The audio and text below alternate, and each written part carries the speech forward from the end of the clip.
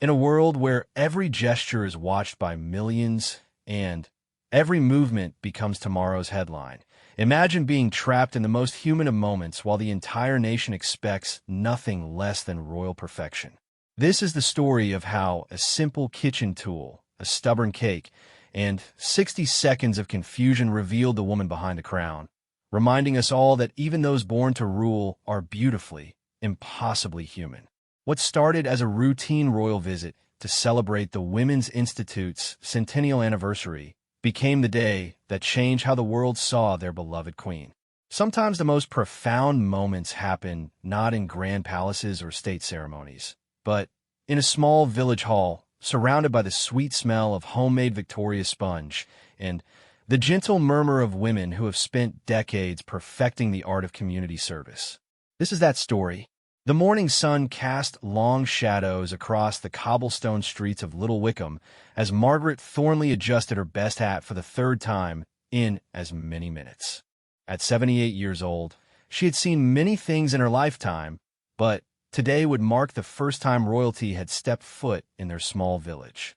The Women's Institute chapter she had led for nearly 4 decades was celebrating its centennial anniversary, and somehow, through a series of letters and connections that still seemed like a miracle to Margaret, Her Majesty the Queen had agreed to attend their humble celebration.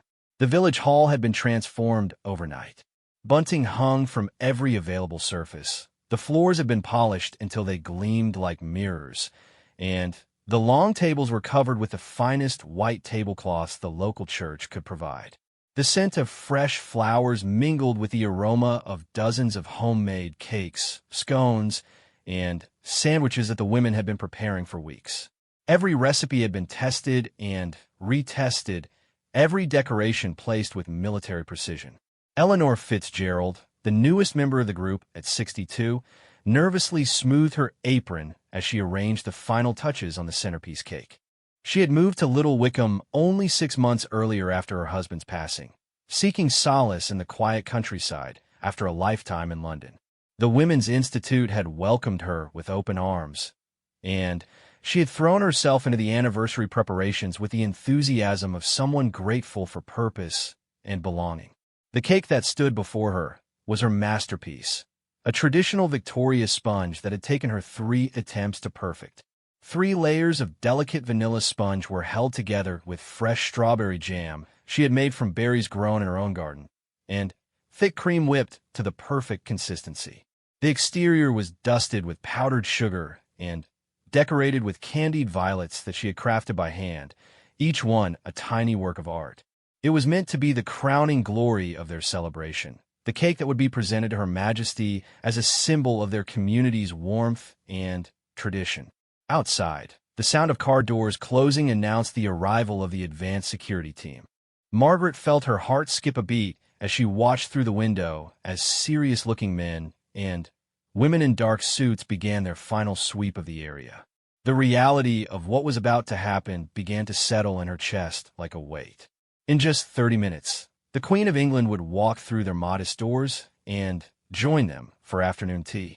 The other women of the Institute bustled about with nervous energy, adjusting flowers that didn't need adjusting and polishing silver that was already gleaming. Dorothy Mills, 81 and sharp as a tack, had been designated as the official greeter, a role she took with the gravity of a head of state.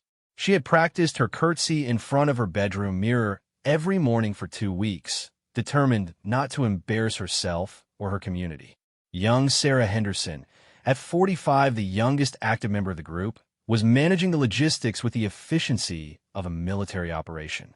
She had coordinated with the Royal Protection Officers, ensured that every detail of protocol was understood and followed, and somehow managed to keep everyone calm despite her own nerves. Her clipboard had become a lifeline, filled with notes about timing, seating arrangements, and the carefully planned sequence of events. The atmosphere in the hall was electric with anticipation and barely controlled anxiety. These were women who had lived through decades of social change, who had raised families and managed households, who had seen wars and celebrations and everything in between. Yet the prospect of serving tea to their sovereign had them all feeling like schoolgirls before an important exam. Mrs. Pemberton, 93, and the oldest member of the group, sat quietly in her designated chair near the head table, her gnarled hands folded in her lap.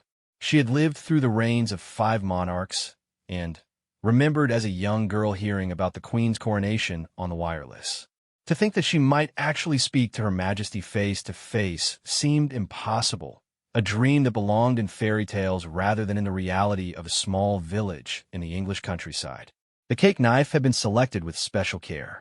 It was an antique silver piece that had belonged to Margaret's grandmother, a woman who had founded the original Women's Institute chapter in Little Wickham back in 1924. The knife had cut celebration cakes for 4 generations of women, marking birthdays, anniversaries, and achievements both great and small. Today it would serve its most distinguished purpose yet.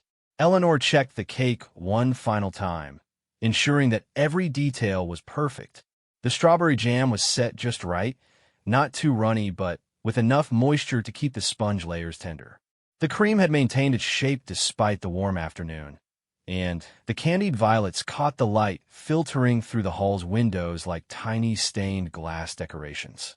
She had never been more proud of anything she had baked in her entire life. The sound of motorcycles in the distance sent a ripple of excitement through the group. The royal motorcade was approaching, which meant that in just minutes their carefully planned afternoon would begin. Margaret felt her mouth go dry as she realized that decades of dreaming about this moment had led to this single afternoon. Everything they had worked for, everything they represented as a community, would be on display for the next 2 hours. Sarah consulted her clipboard one last time, running through the mental checklist that had become second nature over the past weeks. The Queen would arrive at exactly 2:30. She would be greeted by Dorothy, introduced to key members of the Institute, given a brief tour of their historical displays, and then invited to the traditional tea service. At 3:15, she would be asked to cut the anniversary cake, a moment that would be photographed and remembered for generations. The women took their positions as the sound of the motorcade grew closer. Hearts raced, palms grew damp, and decades of preparation culminated in this single moment of readiness. Eleanor gave the cake knife one final polish with a soft cloth, ensuring that it gleamed as brightly as everything else in their perfectly prepared hall. Outside, car doors closed with the quiet efficiency that marked official occasions. Footsteps approached the entrance, measured and purposeful. Margaret straightened her shoulders and took a deep breath, knowing that the next few hours would become the defining memory of not just her life, but the life of their entire community. The door handle turned, and suddenly the afternoon that had existed only in dreams and careful planning became beautifully, nervously real. Her Majesty stepped into their small world, bringing with her the weight of history and tradition, ready to share in their celebration of 100 years of community service, friendship, and the simple but profound act of women supporting women in a changing world. The royal visit to Little Wickham had officially begun, and with it, a story that none of them could have predicted. Her Majesty entered the village hall with the gracious composure that had marked her public appearances for over 7 decades of service. Dressed in a soft lavender coat with matching hat, she carried herself with the dignity that had become synonymous with her reign, yet there was something immediate and genuine about her smile as she took in the sight of the carefully decorated space. The women of Little Wickham had outdone themselves, and it was clear that every detail had been planned with love and respect. Dorothy Mills executed her practiced curtsy with remarkable grace for 81 years, her voice steady despite the tremor of excitement that ran through her entire body. The Queen's response was warm and personal, asking about Dorothy's role in the Institute and how long she had been involved in the community organization. This simple exchange set the tone for what would become an afternoon that felt more like a visit between friends than a formal royal engagement. The planned tour of the historical displays began with Margaret nervously guiding Her Majesty through the carefully arranged exhibits that chronicled the Women's Institute's century of service. Photographs from the 1920s showed serious-faced women in long skirts and proper hats, their expressions reflecting the determination of a generation that was quietly but persistently changing the role of women in rural communities. The Queen paused frequently, asking thoughtful questions about specific events and the women who had led the organization through different eras. Eleanor watched from her position near the refreshment table, her heart swelling with pride as she observed Her Majesty's genuine interest in their community's history. The royal visitor examined handwritten minutes from meetings held during the Second World War, when the Institute had coordinated food preservation efforts and supported families whose men were fighting overseas. These weren't just historical documents to the women present. They were records of their mothers' and grandmothers' contributions to something larger than themselves. The Queen's knowledge of Institute history surprised even the most seasoned members. She spoke knowledgeably about the organization's founding principles, its role in promoting education and practical skills among rural women, and its evolution over the decades. It became clear that this visit wasn't simply a ceremonial obligation, but reflected a genuine appreciation for the work these women had accomplished across 4 generations. Young Sarah Henderson found herself in conversation with Her Majesty about the challenges of maintaining community organizations in the modern era. They discussed how social media and changing lifestyles had affected membership, but also how the core mission of supporting women and strengthening communities remained as relevant as ever. The Queen listened with the attention of someone who truly understood the complexities of maintaining tradition while embracing necessary change. Mrs. Pemberton, despite her advanced age, was invited to share her memories of the Institute's early years. Her voice grew stronger as she recounted stories of women who had gathered during the Great Depression, sharing resources and knowledge that helped their families survive difficult times.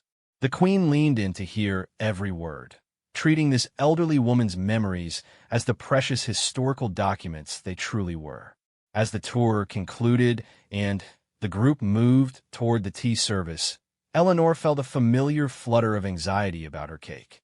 It had looked perfect when she had placed it on the display table that morning, but the afternoon warmth and the excitement of the occasion had her second-guessing every detail. She discreetly checked to ensure that the cream hadn't begun to separate and that the candied violets remained securely in place. The tea service began with the kind of gentle formality that characterized women's institute gatherings across the country. Delicate china cups were filled with perfectly brewed Earl Grey and English breakfast tea, while plates of finger sandwiches, scones with jam and cream, and small cakes were passed among the gathered women. The Queen accepted her cup with genuine appreciation, commenting on the quality of the china and asking about its history within the organization. Conversation flowed more naturally than anyone had dared hope. Her Majesty possessed the remarkable ability to make each woman feel as though her contributions were important and valued. She asked about their individual interests and specialties, learning about Dorothy's prize-winning roses, Margaret's expertise in traditional preservation techniques, and Sarah's work in bringing younger women into the organization. Each interaction felt personal and meaningful rather than perfunctory. Eleanor found herself drawn into a discussion about baking traditions and the importance of passing culinary skills between generations. The Queen spoke about her own experiences with cooking and baking, sharing stories that revealed the woman behind the crown as someone who understood the satisfaction of creating something beautiful and delicious with her own hands. This conversation would later become one of Eleanor's most treasured memories from the entire afternoon. The atmosphere in the hall had transformed from nervous anticipation to genuine warmth and connection. The women who had worried about protocol and proper behavior found themselves engaged in the kind of meaningful conversation that formed the foundation of their organization. Her Majesty had the gift of putting people at ease while never diminishing the significance of the occasion. As the formal tea service drew to a close, Sarah consulted her ever-present clipboard and announced that it was time for the traditional cake cutting ceremony. This was a moment that Eleanor had both anticipated and dreaded, when her carefully crafted Victoria sponge would take center stage and hopefully represent the best of their community's hospitality and skill. The group gathered around the cake table as Margaret retrieved the antique silver knife that would be used for the ceremony. She held it carefully, aware of both its historical significance and its symbolic importance for this particular afternoon. The knife had cut cakes for celebrations spanning nearly a century, connecting this moment to all the women who had come before them, and those who would continue their work in the future. Her Majesty approached the cake with the same genuine appreciation she had shown throughout the afternoon. She complimented Eleanor on its appearance, noting the delicate work on the candied violets and the perfect height of the layers. Eleanor felt a flush of pride mixed with nervous excitement as the moment she had imagined countless times was finally about to become reality. The positioning was carefully arranged to ensure that the royal protection officers and the official photographer could capture the moment, while allowing the Institute members to witness this culmination of their celebration. Everyone understood that this photograph would become part of their organization's permanent history, a reminder of the day their small community was honored by their sovereign's presence. Margaret presented the knife to Her Majesty with a brief explanation of its history and significance to their organization. The Queen accepted it graciously, holding it with the respect due to an object that had served so many celebrations over the decades. The room fell quiet with anticipation as everyone prepared to witness what they assumed would be a simple, ceremonial conclusion to a perfect afternoon. What happened next would become the most talked-about moment of the entire royal visit, though not for the reasons anyone expected. The moment Her Majesty positioned the antique silver knife above Eleanor's carefully crafted Victoria sponge, the atmosphere in the village hall held the perfect tension of ceremony about to become memory. Cameras were poised, smiles were ready, and everyone anticipated the satisfying moment when the knife would glide smoothly through the layers of sponge, cream, and jam, creating the perfect slice that would symbolize the successful conclusion of their centennial celebration. Instead, the knife met unexpected resistance. What should have been a smooth, ceremonial cut became something entirely different as the blade seemed to catch against the cake's surface, refusing to penetrate the layers that Eleanor had so carefully constructed. Her Majesty applied gentle pressure, maintaining her composure with the grace that had carried her through decades of public appearances, but the knife simply would not cooperate with the carefully choreographed moment. Eleanor felt her heart stop as she watched her perfect cake resist the ceremonial cutting. From where she stood, she could see that something had gone wrong, though she couldn't immediately identify the cause. The cake had looked flawless just moments before, its surface smooth and inviting, its layers perfectly aligned and stable. Yet now it seemed determined to embarrass her in front of the most important guest she would ever serve. Margaret stepped forward instinctively, recognizing that her antique knife might be the source of the difficulty. Perhaps age had dulled its edge, or maybe the delicate balance required for cutting layered cakes was beyond what the ceremonial piece could provide. She began to offer an alternative, but Her Majesty gestured gently that she would continue with the original knife, determined not to let a minor technical difficulty derail the significance of the moment. The Queen adjusted her grip and tried again, this time approaching the cake from a slightly different angle. The assembled women watched with growing concern as what should have been a simple task became increasingly complicated. The knife seemed to slide along the cake's surface rather than cutting into it, as though the layers had somehow fused together in a way that defied both logic and Eleanor's considerable baking experience. Sarah Henderson felt her carefully managed timeline beginning to unravel as the simple cake cutting stretched beyond its allotted few minutes. She glanced at her clipboard reflexively, though no amount of planning could have prepared her for this particular scenario. The royal protection officers maintained their professional composure, but she could sense their awareness that the schedule was departing from its carefully coordinated precision. Dorothy Mills, despite her 81 years, moved closer to offer assistance, her instincts as a hostess overriding any concerns about protocol. She had cut thousands of cakes in her lifetime, and recognized that something fundamental was amiss with either the knife, the cake, or the interaction between the two. Her grandmother's voice echoed in her memory with advice about stubborn cakes and the techniques required to handle them gracefully. Her Majesty paused in her efforts, maintaining her dignity while clearly recognizing that the situation required a different approach.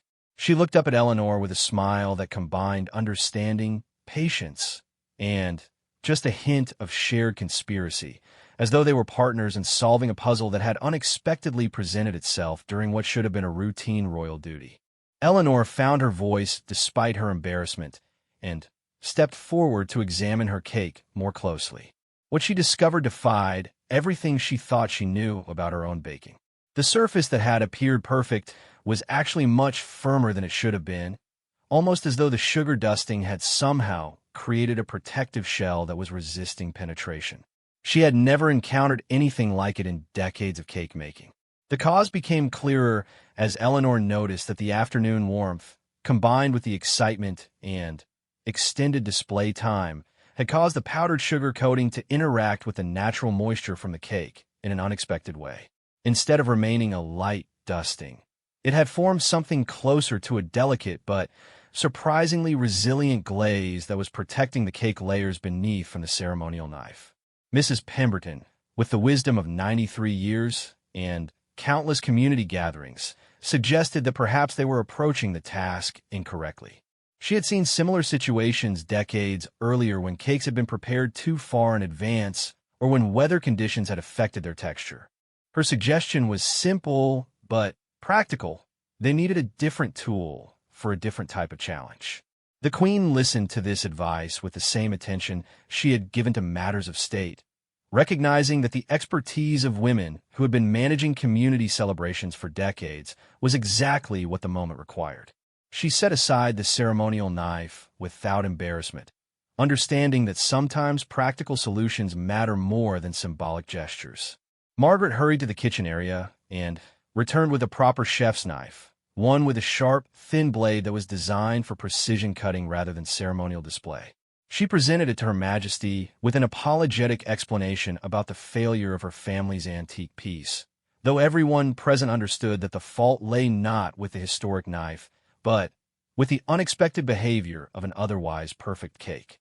As Her Majesty accepted the new knife, the tension in the room shifted from anxiety to anticipation mixed with genuine curiosity about whether the solution would prove more effective. Eleanor positioned herself nearby, ready to offer whatever assistance might be helpful while trying to understand how her carefully planned masterpiece had become such an unpredictable challenge. The Queen raised the chef's knife with renewed confidence, understanding that this was now less about ceremony and more about problem-solving.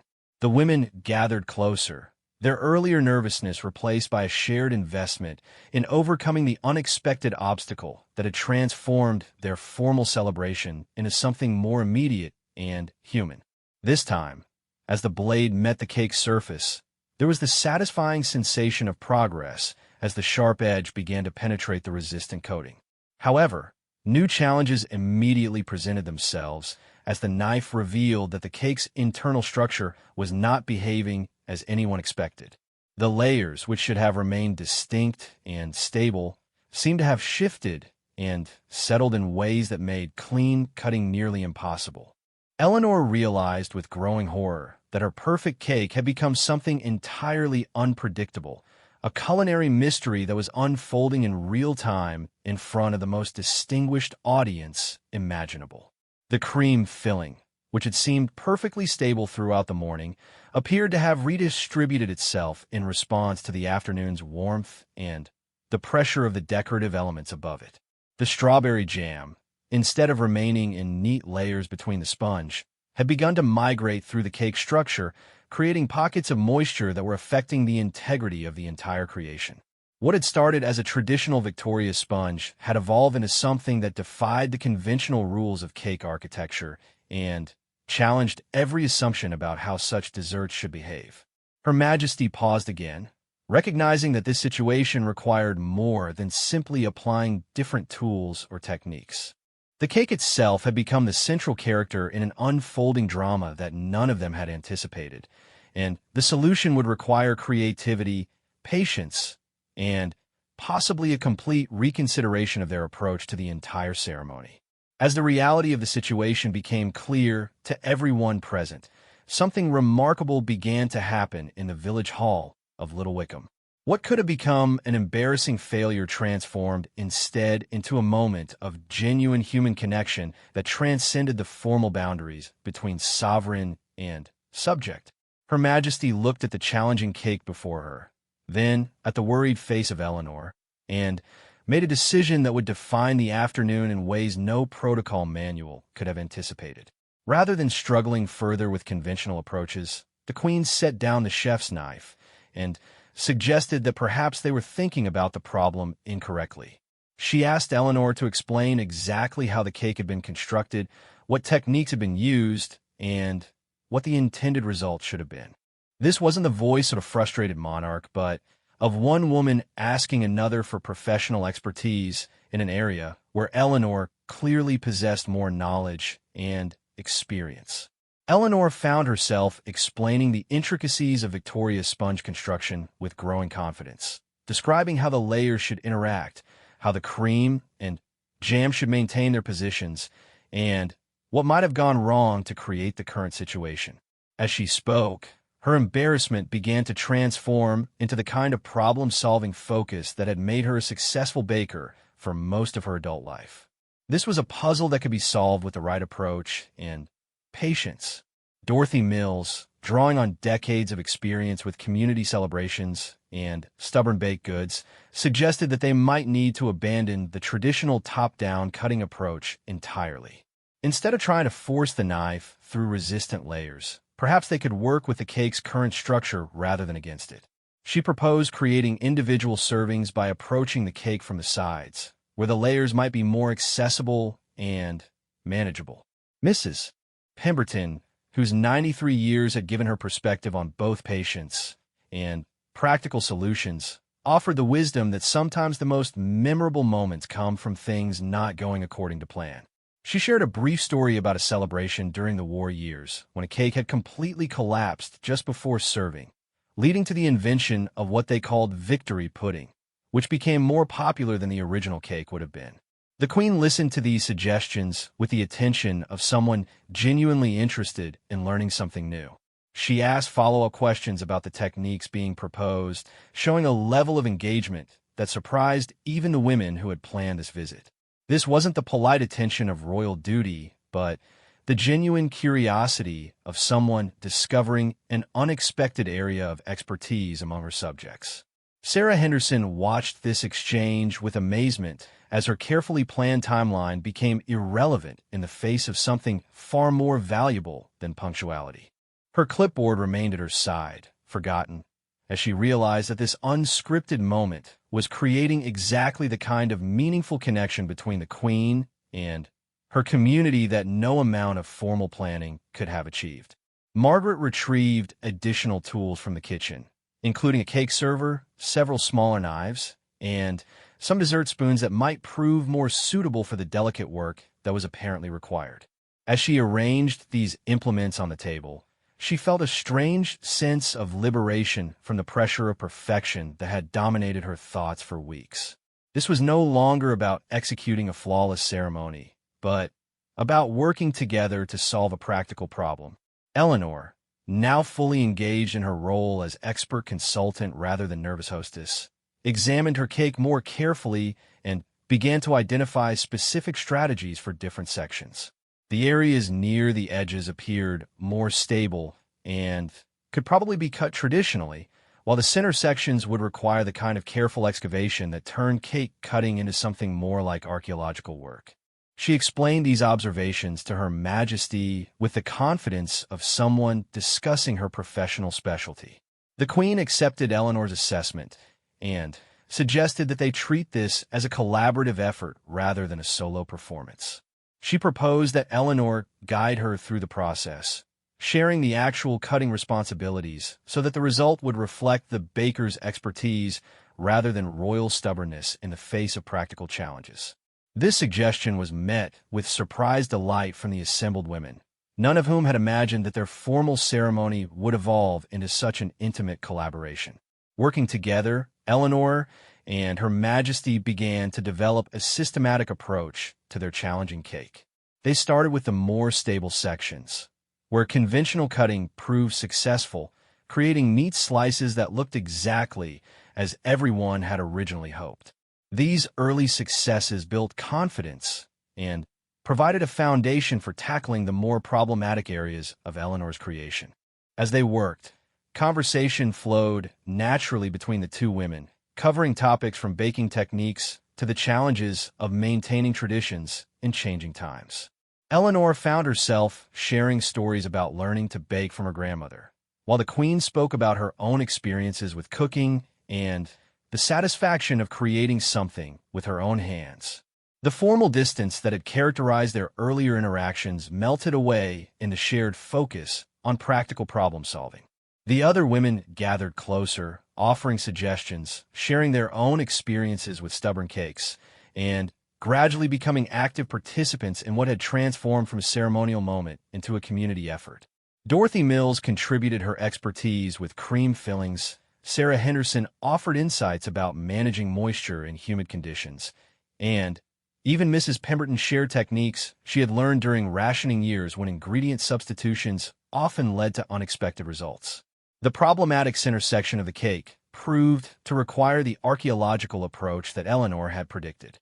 Using small spoons and careful patience, she and the Queen worked together to extract portions of the displaced filling and redistribution cream and jam in ways that created servable portions. The result wasn't the neat, identical slices that had been originally envisioned, but something that looked more like an elegant, deconstructed dessert that might have been intentionally designed for artistic presentation. As their collaborative cake cutting continued, something magical happened in the village hall. The formal event that had been planned down to the minute became something entirely different and far more meaningful. The women who had worried about proper protocol found themselves in the middle of an experience that felt like having a friend visit for afternoon tea, someone who happened to be extraordinarily distinguished but who was also genuinely interested in their lives and their work. Her Majesty proved to be not just patient with the cake challenges, but genuinely skilled at the delicate work required to manage the unusual situation.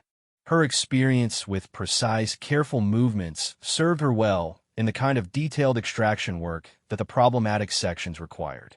Eleanor found herself impressed by the Queen's practical abilities and her willingness to engage with what could have been dismissed as a domestic triviality. The cake that had seemed like a disaster began to reveal its own unique appeal as they worked with its unexpected characteristics rather than fighting against them.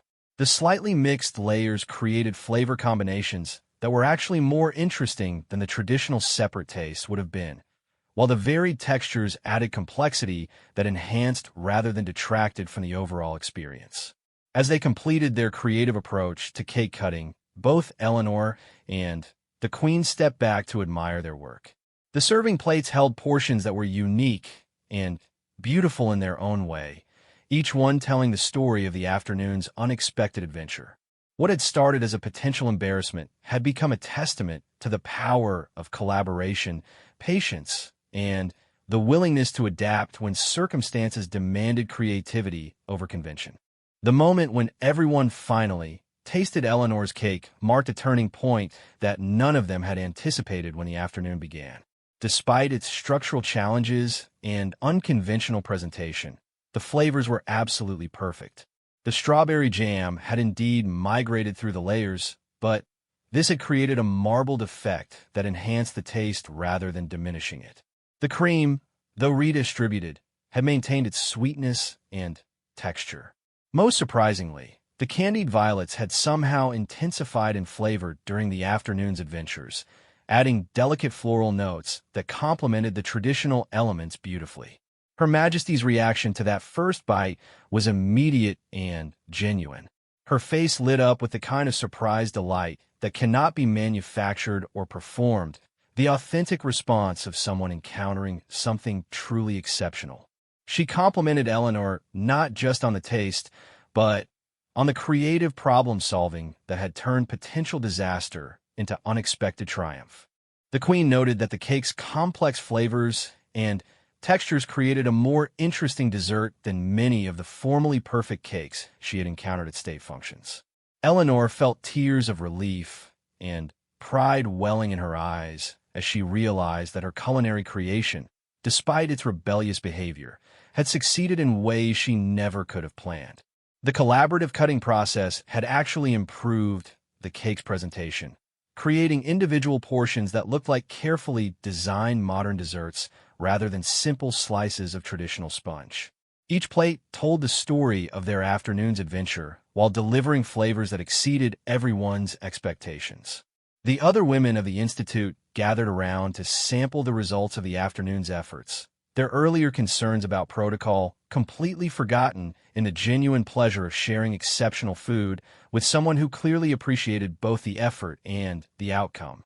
Dorothy Mills declared it the best Victoria sponge she had tasted in decades, while Mrs. Pemberton noted that the complex layering reminded her of special celebration cakes from her youth, when bakers took pride in creating unique presentations for important occasions. As the tasting continued, the conversation naturally shifted to broader topics about tradition, innovation, and the value of adapting to unexpected circumstances. Her Majesty spoke about the importance of maintaining core values while remaining flexible enough to handle whatever challenges arise, drawing parallels between Eleanor's cake crisis and the larger questions of leadership that she had navigated throughout her reign.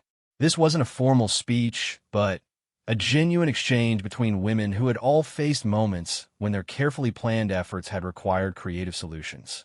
Sarah Henderson realized that her abandoned clipboard and disrupted timeline had actually led to something far more valuable than adherence to schedule could have provided.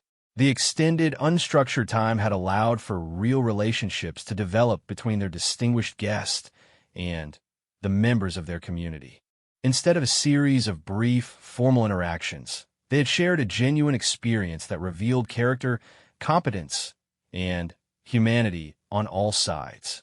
Margaret found herself reflecting on the symbolism of her grandmother's antique knife, proving inadequate for the task, while modern tools had provided the solution.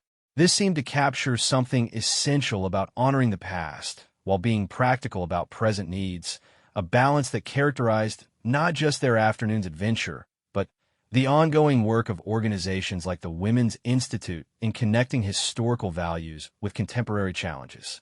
The Queen asked Eleanor about her background in baking and learned about her recent move to Little Wickham following her husband's death.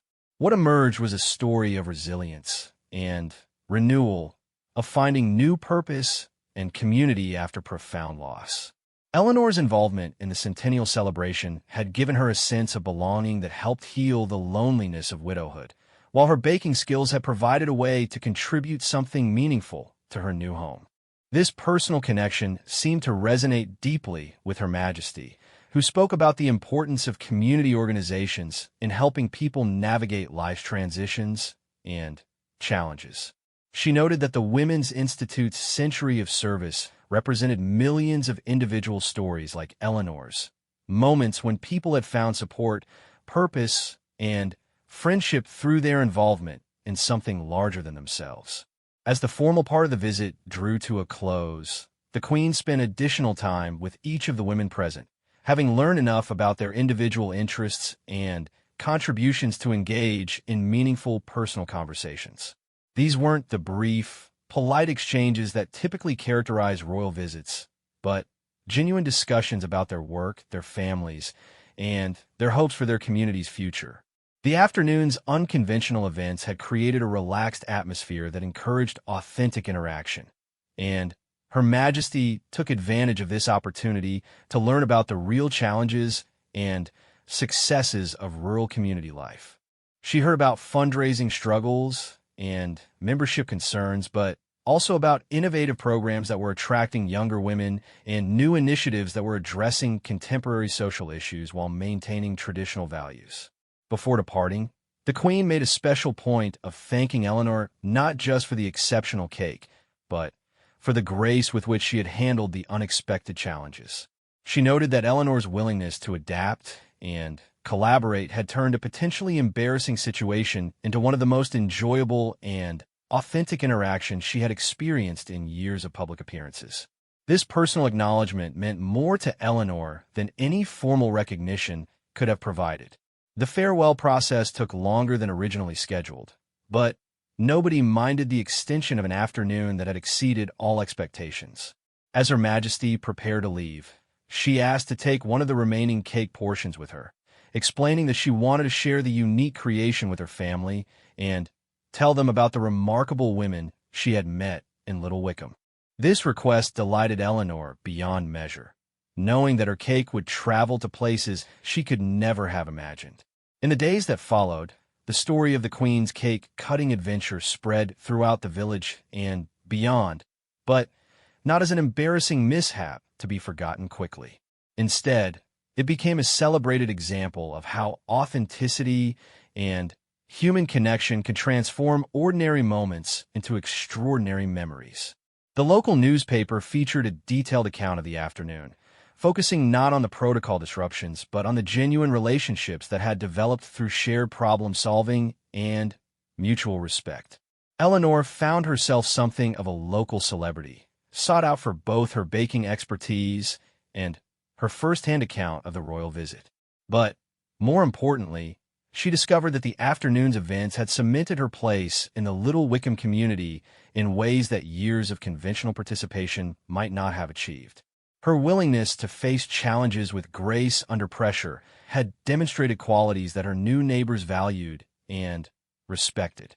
The Women's Institute's centennial celebration became a model for other organizations seeking to create meaningful connections with distinguished visitors rather than merely executing formal ceremonies.